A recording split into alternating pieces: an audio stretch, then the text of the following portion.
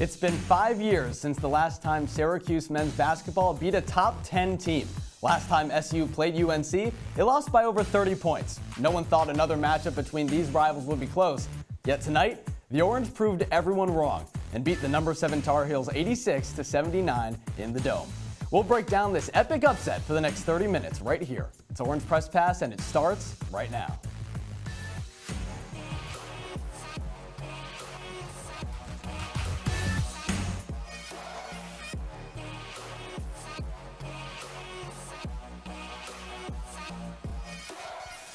Welcome into our CitrusTV studios for this episode of Orange Press Pass, post-game show with Hudson, Ridley, and Jordan Leonard. I'm Adam Avin. Guys, that was one crazy win from Syracuse, something that I don't know anyone expected, but Hudson, I want to get your first thoughts. What did you see from the Orange tonight? Well, initially, it wasn't just what I saw on the court. What I really saw was the ending of that game and everybody coming together and celebrating on the court. That was a big win for this program, guys. It really was. After the dismissal of Benny Williams and everything that this team has been going through with their March Madness hopes essentially being dashed, a complete reversal at this point, Jordan. Not going to say this is going to compound into bigger wins, but right now it's a really good feeling for Syracuse. Yeah, it was a great win for Syracuse. My first thoughts is I'm legitimately shook that they actually won this game.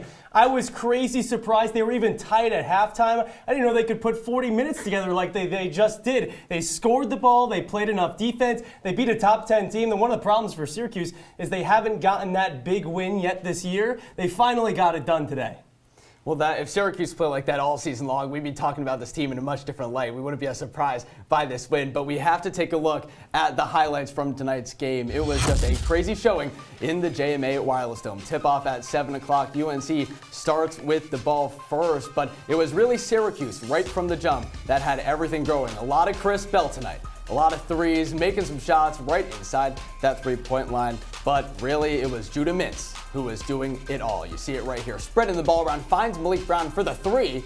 Didn't expect that, but that was a lot of Syracuse in the first half, Hudson. Yeah, no, it was. They moved the ball incredibly well today, Adam, and that's what led 4 scorers in double figures, and you see it there, completely spreading the ball around. Yeah, Malik Brown right here is moving the ball around, finds Chris Bell. Like I said, he's been doing a lot of that all game long, and he has been on lately. And this guy as well is J.J. Starling, who pulls up for the jumper here. They go into the half tied 42-42. Syracuse actually had a double-digit lead for most of that first half, and North Carolina climbed back. But Jordan, Chris Bell, again, nothing short of amazing in that second half. Started off hitting some threes. What did you see from them in the second half? Yeah, when Chris Bell gets going, he can make every shot. It was really J.J. Starling that got going as well, ended up with 23 points.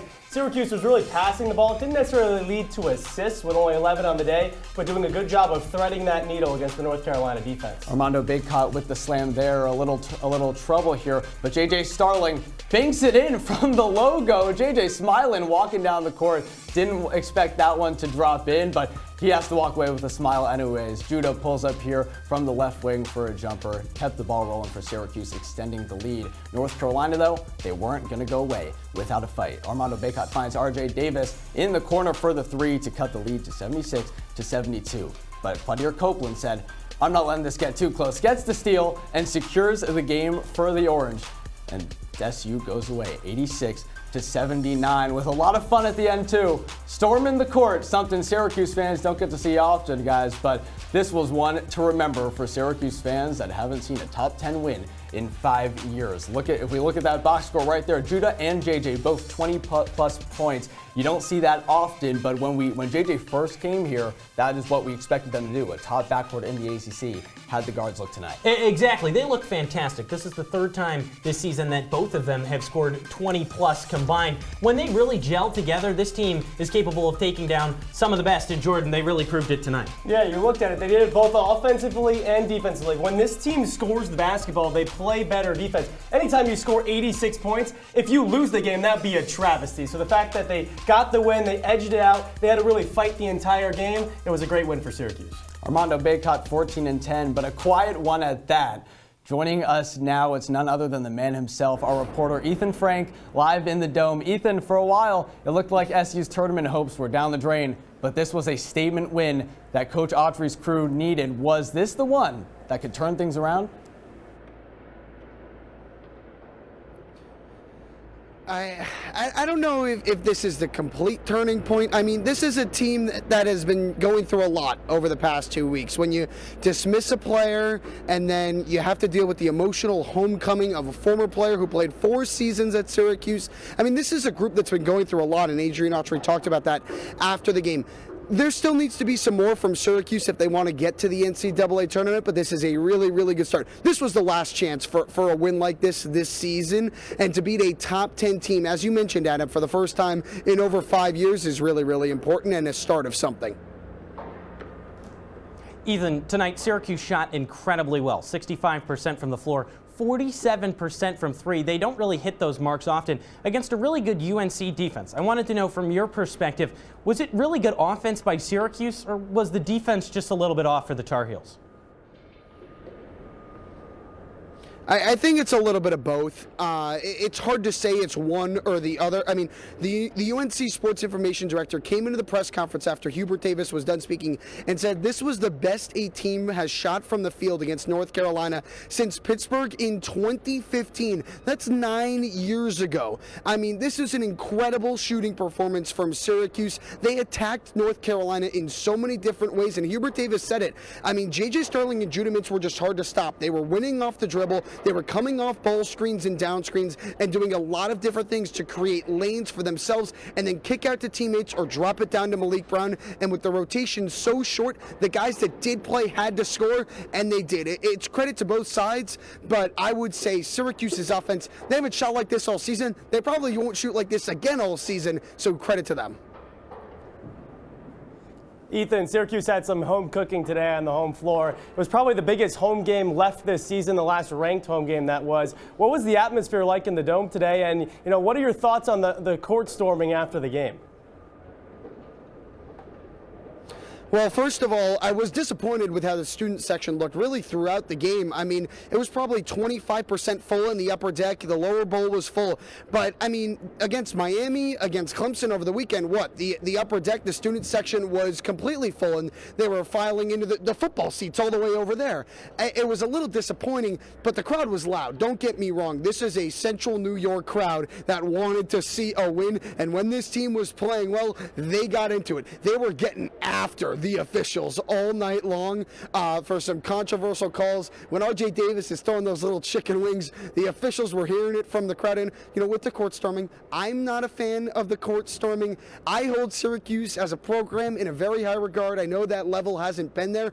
I don't think Syracuse is a program that should storm the court. That's reserved for some other teams in the conference and around the country. Syracuse is not at that level, but I can't control that, unfortunately, and I don't think John Wildtack will be happy when the university and the program gets fined for the students' actions.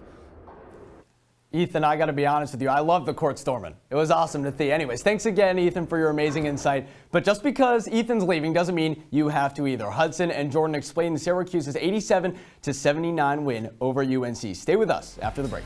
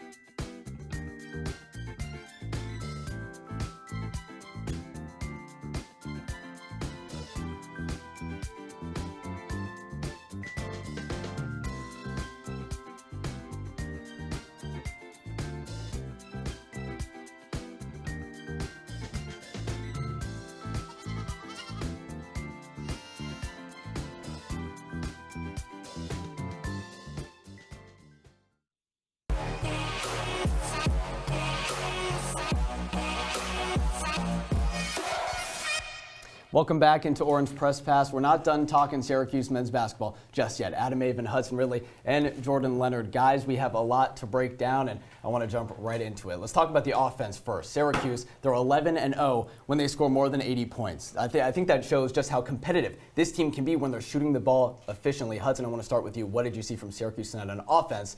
And what can they do going forward to make sure that they stay strong? Well, it's not just shooting the ball, it's also passing the ball, spreading the floor, and using some more offensive sets and offensive plays. Now, we didn't necessarily see a whole lot of that tonight, but in the end, 4 scorers finishing in double figures is not something that happens a lot for Syracuse. 2 scorers finishing with 20 or more points definitely does not happen a lot for this team. And then you add the fact that this Syracuse team, that is not a good three-point shooting team, shot 47% from 3. That's how you take down a Titan in the Tar Heel, Jordan. Well, you just mentioned the offense was on fire today and very efficient. 63% from the field. Judah Mintz, 8 of 11. J.J. Starling, 9 of 15. Malik Brown, 4 of 4. I don't think they've had that efficient of a night, other than the Louisville game a couple games ago, all season long. 47% from beyond the arc as well. Judah, 25 points. JJ, 23. This was the dynamic duo that we thought they were going to be all season long. So if they can perform like this on offense, obviously one game, they were going to have a lot of success moving forward. You see it right there, Syracuse, how they've played this year versus how they played tonight against UNC. We see it was their first win against a top 10 team. Ethan said when he joined us earlier that was the most points a team has scored against UNC since 2015, which kind of shocked me a little bit. But you see 75 points on the year, 86 points tonight. They're shooting 63%. That's really not sustainable, guys. But I do think that if Syracuse can have some performances like that going into the tournament run, that's going to be really important. I mean, it's not sustainable at all, but if you look at the rebounding numbers, significantly less. It's 11 rebounds less than usual this season, and you understand you're giving up Benny Williams and a little bit of that height, but at the same time, getting out-rebounded and still finding a way to perform, it's impressive from a Syracuse team against a really tough UNC team. What's the most impressive part is UNC was 6th in adjusted defensive efficiency in KenPom entering today, one of the best defenses in the country, but Syracuse did a great job of using their mismatches. Judah Mintz and J.J. Starling both had a size advantage against R.J. Davis. What did they do? They drove to the basket. They only had 17 total three-point attempts on the day. They drove to the basket, which is what this team does best. You're right. They drove to the basket, which is what the team does best. But unfortunately, as the year has gone on, they've given up a lot of points in the paint. They've had a lot of teams scored a lot of points in them. I mentioned it earlier. The last time Syracuse and UNC played, the Orange gave up over 100 points. And this time, it wasn't like that at all. Armando Bacot, like I said, he had a very quiet game. It's what it felt like. Jordan, what was the key on defense tonight for the Orange? Honestly, it was a combination of just the effort from the entire team. You look at they played a little bit more 2-3 zone today, which definitely helped. It allowed them to kind of rebound, but also combat the size down low, because Malik Brown's not going to be able to handle Armando Bacot the entire game without committing any fouls. They did a very good job of playing team defense, rotating when passes were thrown, and also forcing turnovers. They kind of just did the whole King's ransom here on defense today to kind of get UNC out of sorts. Yeah, Adrian Autry said in the presser he knew after allowing 100-plus points to UNC that something was going to have to change. And that something was using that 2-3 zone a little bit more, letting them try to pass it down low to Armando Bacot, and using those long arms of Malik Brown to force steals. He's one of the best players in the conference at forcing steals, and he showed it again tonight. Those reasons why they switched to the 2-3 zone made this team so much more effective in an era where you don't see the 2-3 zone being that effective, especially not against a top 10 team. Adam. Coach Autry after the game talked about last time they played a little bit more man. This time they played some more zone, and he felt like that was going to be what was going to help them on defense, and it showed, right? 30 points less given up to UNC tonight. They didn't shoot the ball well overall, although from 3 they did shoot pretty well. That rebounding is what Hudson you brought up before when we're talking about Syracuse offense. Stands out to me here, just 31. We saw what Armando Bacot did last time around on the boards. This time, Malik Brown and the rest of the crew were able to corral him down a little bit and make sure that things didn't get out of hand, right? Yeah, I mean, corralling a team down from 53 rebounds the game before is a little bit of a low bar, but, they did so, and they did so effectively, and not allowing UNC to completely dominate the rebounding battle. Sure, they won it, but allowing your post players to get down low, make those plays, and then run the floor when you get those rebounds, that's what flipped the game around, Jordan. Autry has said it all season long that when the offense is playing well, the defense then follows suit as well. When they're making shots, they end up playing better defense. You look at Chris Bell. When he is on the offensive side of the floor, then he plays way better defense. That was honestly the story today. You look at it, they only scored 67 points in the first game against North Carolina. They scored 86 today. Was a big reason why they played such stingy defense against the Tar Heels. You know, this was a team win, and everyone really played together. We talked about the offense, the defense, but Syracuse, they had 8 turnovers tonight. It's not a lot, but they forced 11, which is pretty good. It feels like that if this is a team that needs to make a tournament push, they need to play clean games and limit those turnovers. So Hudson, how can Syracuse continue to play like they did tonight for the rest of the season? Well, Adam, I'm not going to throw the words tournament push out there, but like you mentioned, having those 8 turnovers is a big mark because this is back-to-back games now where Syracuse has been in that single-digit turnover mark. That's not something we've seen a whole lot this season because when they turn the ball over, they really shoot themselves in the foot. And it snowballs. And so for that reason, it makes it a lot easier for Syracuse to get out in transition, get on that offensive end when they're not turning the ball over constantly and really hurting their own pace of play, Drew. Well, and you look at it too, when you force turnovers, that results into allowing your offense to really have opportunities in transition. And also, when you're forcing turnovers, that's how you get other teams on their heels. When you get teams that score like UNC does on their heels, it allows them to not really get into a rhythm on offense. I mean, you look at that, Syracuse on the season is 15-4 when they win the turnover battle, just 0-4 when they lose the turnover margin. Syracuse, when they win games, has done a great job of getting hands in passing lanes and just being downright stingy on defense, and that was another key today against UNC. Yeah, you see it in that UNC game, they win the turnover margin, they win the game. The Louisville game, they win the turnover margin, they win the game. And even in that NC State game, which was another big win, they win the margin, win the game. It doesn't feel like they do a good job of winning the margin consistently, but when they do, this is a very talented team that can take advantage of some of the mistakes they force from other teams. Well, guys, we've been talking about turnovers. How about the guy who's known for forcing turnovers? Our Orange Press Pass player of the game goes to none other than Judah Mintz. Look, I came on this very program on Saturday and said that he needed to step up, and boy, did he do that today. 25 points, 5 rebounds, 4 assists, and 3 steals was the all-around performance that the team needed. And the type of game we've been waiting for from the sophomore guard. The whole team played great, but I can't give the player of the game to everybody, so Judah holds the honor. You see it right there, just completely doing it all for the Orange tonight, and we couldn't have asked for anything more.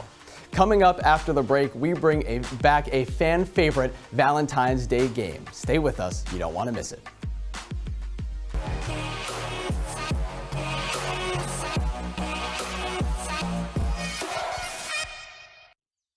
Jason, let's go see your room.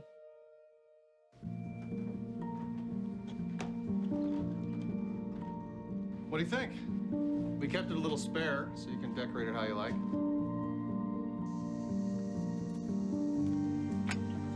Dinner! Go? Excellent. Soccer is fun. Yeah, I saw you guys out there. We're the family. Yeah! Oh, I thought you were on my team. Wait,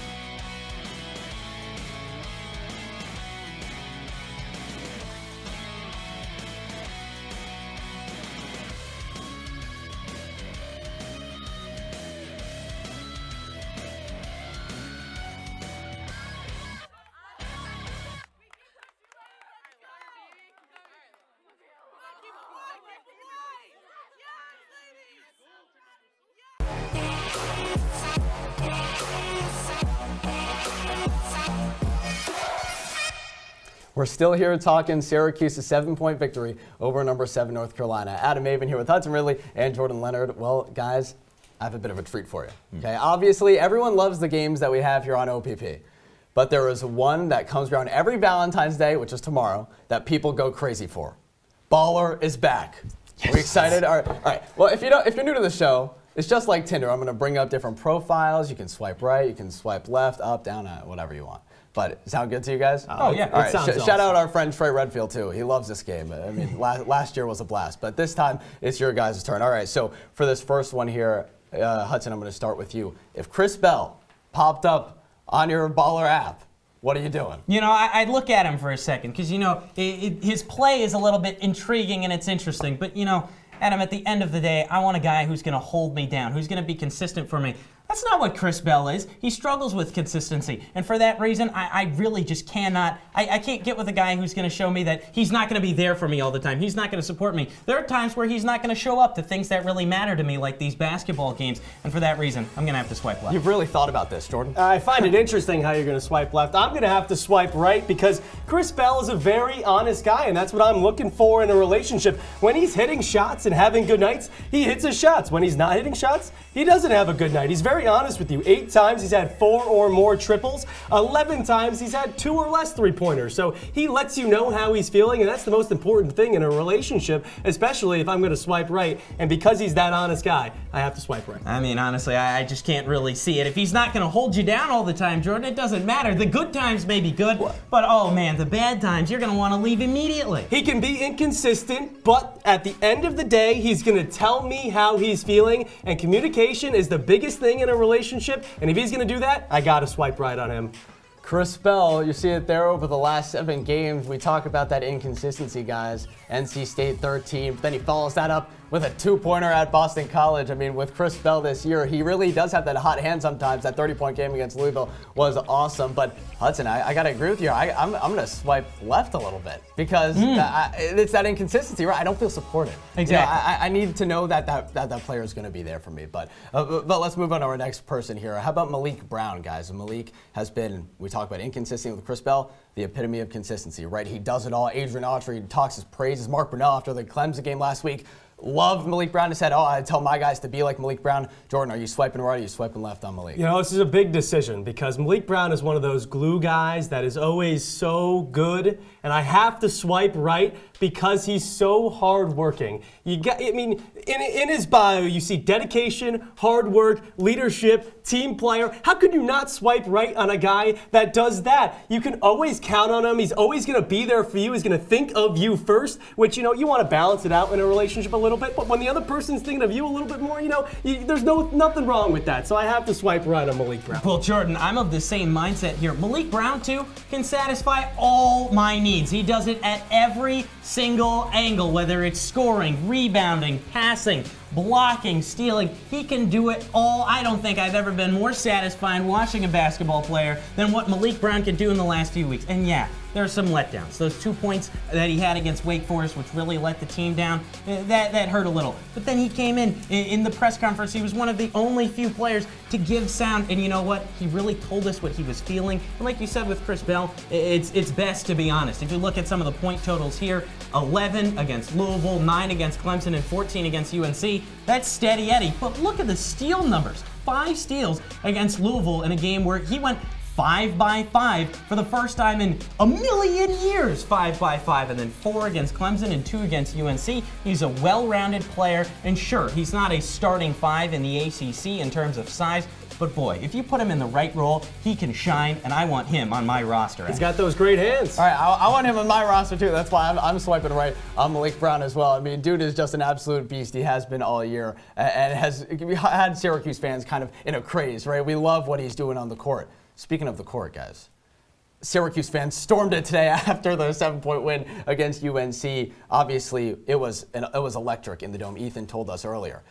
Do you like it? Are you swiping right on storming the court, or are you swiping left? I don't know if you've ever swiped through the apps before, but sometimes when you go through and you just see the one and you go, oh, that is awesome. That's an instant swipe. That for me, that is an instant swipe right there. Wow. An instant swipe right. So you're not even thinking about it. You're just going. Number 7 in the country. I don't care the pedigree you think the Syracuse program has. A lot of Syracuse fans have forgotten about the pedestal that they used to be on. This UNC team is really solid. It's a top 10 team in the entire nation. If you win that game at home after losing by over 30 and letting up over 100 points in the game before, I don't see how you can't storm the court, because that's the exact kind of energy you need to bring to this. I want that kind of energy with me to make me feel a little better. That's why I have to swipe right, Jordan. You know, Hudson, I was so high on you. I was ready to swipe right on you until that take right there. Oh, man. I have to swipe left on storming the court. You cannot do that. North Carolina is a good team. Number 7 in the country. It's their first top 10 win for Syracuse in a little bit. But you cannot storm the court. It's not how basketball works. It's not that good of a win. North Carolina hasn't been great of late. They lose to Clemson. They beat Miami by 3. Miami's a subpar ACC team. You can't storm the court. It's not really Syracuse's way, like Ethan said earlier. And I'm just very honestly more disappointed in you swiping right than Syracuse fans storming the court. This is a bit of an old man yells at clouds nature, and you're really showing your age here. Let the kids have fun. Look at that. Who wouldn't want to be a part of that after you take down number 7 in the country after having a bunch of bumps and bruises in the road to get to this point, especially against that team? The fact that they galvanized themselves and had that big performance, storming the court only seems natural, Adam. I'm swiping right too. I love that they stormed the court. The number 7 team in the country, and since Syracuse has joined the ACC, these two have gone at it, and I fully appreciate the storming of the court by the Syracuse fans and everyone that was in the Dome today. That was a lot of fun playing baller, guys. But you know, we're not done. We're done swiping on the Baller app, but we're not done talking SU hoops just yet. Stay with us after the break.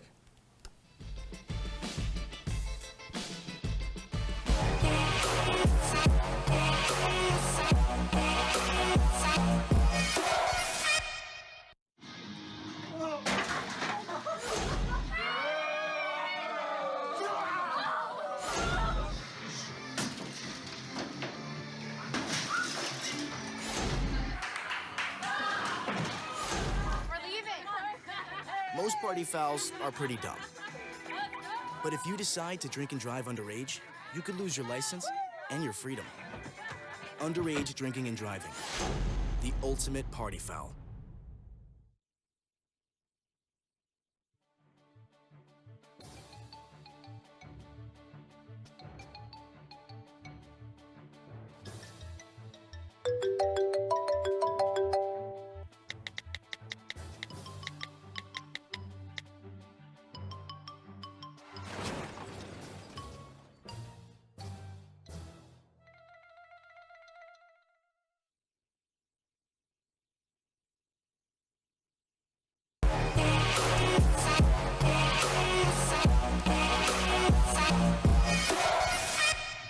We're about time to close shop here on Orange Press Pass, but we still got a little bit to talk about. Adam Avin here with Hudson Ridley and Jordan Leonard. Guys, it's been a lot of fun. Syracuse takes down UNC 86-79 in probably the biggest upset that we've seen around here in a while. But you know what? That might have been the biggest story in college basketball tonight, but there were a lot of other games out there. So let's take a look around the NCAA. Hudson, is there a game that stands out to you? A lot of great matchups. Yeah, I mean, Kentucky surviving, and I really like the chemistry of the young team that they have there. A lot of freshmen providing for that Kentucky team, and I understand young teams don't really make super long runs in March Madness, but that's a Kentucky team I'd keep my eye on going down the stretch, Jordan. I got to look at an ACC game. I mean, you look at Pittsburgh. They've won 4 straight. Now they get a ranked win. Those 2 wins Syracuse got earlier in the year, now looking a little bit better with Pittsburgh on a roll. Yeah, Baylor also topping Oklahoma 79-62. Honestly, that's the one that stands out to me. The Big 12 has been balling this year, and I'd love to see it Iowa State up there as well. But next week, SU takes on Georgia Tech. The Yellow Jackets, that is a team that has beaten UNC and Duke So they're not, they're at the bottom of the ACC, but they do still have a little bit of competitive spirit. So, I mean, what are we looking forward to in that matchup? The pedigree of those wins compared to the drastic losses that they've had, Right. this Georgia Tech team is a complete anomaly. I don't know where to place this game, George. Honestly, I don't even think it's about Georgia Tech. It's whether Syracuse can actually go on the road and get a win. I mean, you just look at the UNC matchup. They get blown out on the road. They get the win at home. Can they do it on the road? All right, that was a thriller in the Dome tonight. Hudson, what is your final thought on the Orange's epic victory? My final thought, Adam, in my opinion, the season is still over even after this win. But this is a big momentum boost going into next season because honestly, if you look at the team going into next season, it's a lot of returning guys, and now with this big win at home over UNC, with Autry galvanizing his guys, it's time for this team to go next year, Jordan. Honestly, great win, but probably doesn't mean that much because they don't have a lot of resume boosting wins available on the schedule. They play a lot of the lower ACC teams, so good win, but doesn't really mean that much. All right, well, we'll see what the Orange are going to do as tournament time comes into play, but that is all the time we got for this episode of Orange Press Pass. Adam Avin, Hudson Ridley, and Jordan Leonard, thanks for joining us, and we'll see you next time.